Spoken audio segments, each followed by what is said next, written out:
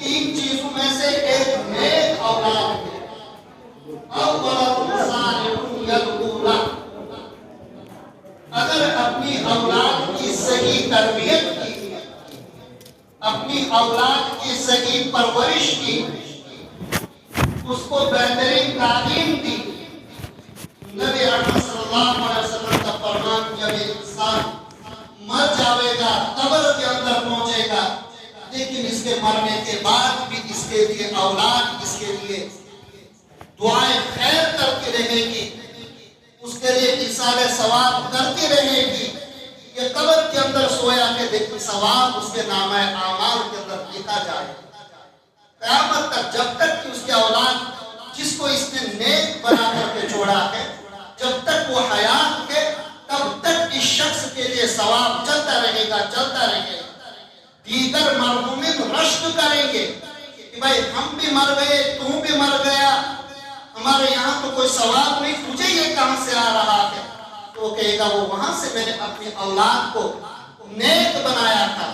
میں نے اپنی اولاد کو صالح بنایا تھا، انہیں دینی تربیت کی تھی، ان کی دینی پرورش کی تھی،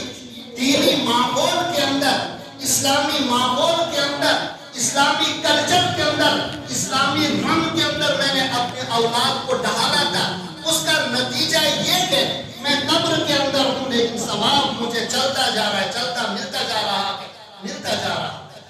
یہ کہ اولاد صالح یدعو۔ اب اس حدیث کی روشنی میں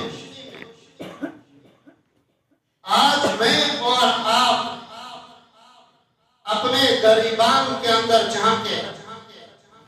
کیا میں اور آپ اپنی اولاد کی اس طرح کی تربیت اور پرورش کر رہے ہیں؟